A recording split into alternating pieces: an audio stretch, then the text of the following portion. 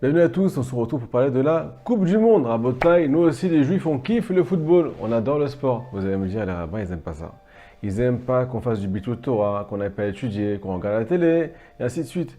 Moi, je sais pas quoi vous dire. D'un côté, ils ont raison, mais d'un côté, si vous êtes déjà là-bas, écoutez ce cours qui va vous expliquer les profondeurs de la Coupe du Monde aux yeux d'Akadosh Baruch Hu. Premièrement, ne surtout pas oublier ta bière. Deuxièmement, les chips. Troisièmement, enlève tes chaussures. Il y en a qui ont même acheté un nouveau canapé pour être très bien installé. Il faut savoir que parfois, c'est des petits problèmes de chamette qui vont arriver parce que monsieur ne connaît plus sa femme. C'est la Coupe du Monde, il est coupé du monde. Quand elle lui parle, il ne lui répond pas. Et si elle lui dit, chérie, je peux acheter une Porsche, je prends ta carte bleue, ça y est, tu me donnes le feu vert.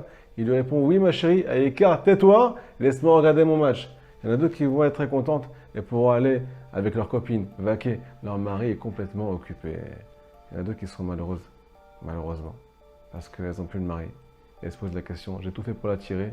Je me suis mis sur mon 31. Mais lui, il préfère regarder des mecs qui courent après un ballon au lieu de me regarder. Alors, Rabotaï, qu'est-ce qu'on a à apprendre de tout cet événement qui est extraordinaire et qui attrape le cœur, même du peuple d'Israël? Je vous dis la vérité, je pense qu'il y a un message super important et que grâce à ce message-là, à Kadosh Baruch Hu, Dieu va commencer à aimer le foot.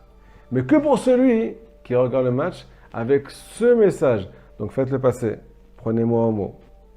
À quoi ça vous fait penser à un match de foot? En premier, on va parler de l'équipe. L'équipe, c'est 11 joueurs contre 11 joueurs. Chacun va essayer de marquer le plus de buts possible. Marquer un but, arriver au but. Marquer l'humanité. Chacun va essayer de faire le meilleur de soi. Mais si je vous dis l'équipe, à qui vous pensez? Prenons l'exemple de la Coupe du Monde en 98. Le feu à Rabotaï. Tout le monde dans la rue, sous les grands écrans. C'était l'euphorie. De qui on a parlé le plus? Des 11 joueurs ou bien de Zizou, de Zidane, de Barthez, celui qui se faisait embrasser par le front par un autre homme? À quoi ça vous fait penser? On parle tout le temps des stars. Les stars, mais imaginez-vous que Zidane, maintenant, il est tout seul sur le terrain. Barthez, il est tout seul sur le terrain. Il y a un goal, mais il n'y a personne qui tire. Il n'y a personne qui va dans le camp de l'adversaire. Ils sont seuls. Combien de temps ils vont tenir? 5 minutes, 6 minutes. Ils ne vont même pas arriver jusqu'à la mi-temps.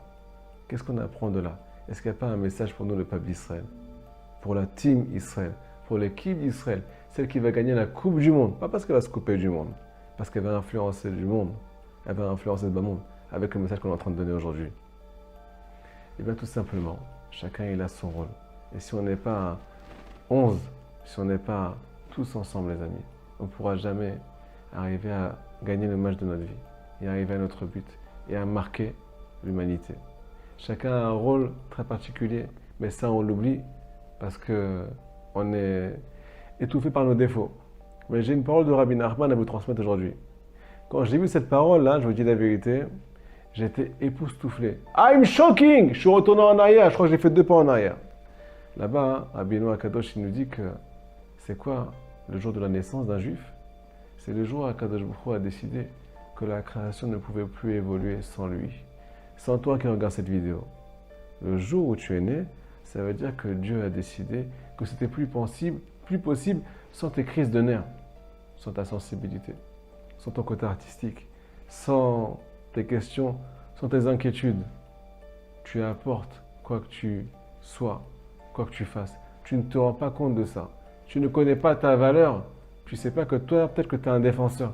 Peut-être que toi, tu es un attaquant. Même si tu n'es pas sous la lumière, il faut savoir que les gens qui ne sont pas sous la lumière, forcément, qui ne gagnent pas forcément beaucoup d'argent, qui ne sont pas des gens avec des grandes qualités, super intelligents, super connus. Peut-être que ceux-là, qui sont un peu sur le banc de touche, des fois, ils sont plus importants aux yeux de Dieu. Parce que je vous dis la vérité, si on attend Chas v'Shalom de commencer à être une star aux yeux du monde, alors, nous dit le Baal Shem Tov, non seulement tu ne seras pas une star, parce que tu ne pourras jamais être comme l'autre, parce que tu as un but bien défini, mais tu ne pourras pas aussi être toi-même. Donc, poubelle.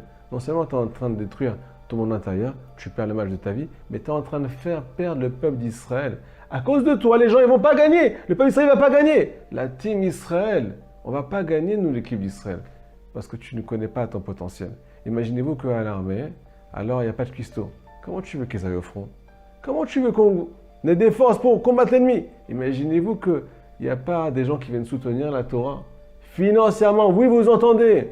Eh bien la Torah, elle ne peut pas tenir. C'est une parole de nos sages. Imen Kemar en Torah. Je vais vous raconter une histoire avec Baba Saleh. Une fois, il y a Tzahal qui ont été le voir. Ils voulaient savoir quand attaquer l'ennemi. Quand commencer à faire la guerre avec l'ennemi. Et là, Baba Saleh leur a dit, n'attaquez surtout pas quand c'est la pause à la yeshiva, quand c'est la pause des étudiants, parce que vous aurez moins de bracha. Donc vous dépendez de l'étude de la Torah. L'étude de la Torah dépend des gens qui viennent la soutenir. Le peuple d'Israël dépend l'un de l'autre. Mais si on ne connaît pas notre rôle, on va faire couler tout le monde. Donc voilà, c'est mon message. La team Israël, c'est qui va recevoir Mashiach, c'est qui va être couronné par Mashiach, c'est que quand on va connaître ou bien découvrir notre vrai potentiel, celui que Hachem nous a donné. Si vous ne croyez pas en vous, les amis, on ne pourra pas croire en vous. Si je ne crois pas en moi quand je vous fais ce cours-là, ce cours, il ne va pas passer. Mais si je crois que les gens, ils sont marqués, ils sont influencés, et ça leur fait du bien, et ils sont remplis, et bien ce cours, il sera fait avec amour, avec passion. On sent qu'on influence. Vous avez beaucoup d'influence. Demandez à Kadosh Baruch Hu qui vous aide à retrouver votre but dans ce monde et faire partie de l'équipe d'Israël pour recevoir le Mashiach. Chazak Baruch, à très bientôt. On attend vos commentaires, attention. On attend aussi que vous vous inscrivez. Chaque personne qui a aimé ce cours, je lui demande de s'abonner à notre chaîne YouTube et de faire passer ce cours aussi. Vous n'avez pas idée combien ça nous aide à diffuser cette lumière pour laquelle on se bat depuis des années. On compte sur votre soutien pour fonder une vraie équipe, l'équipe du peuple d'Israël. Chazak Baruch.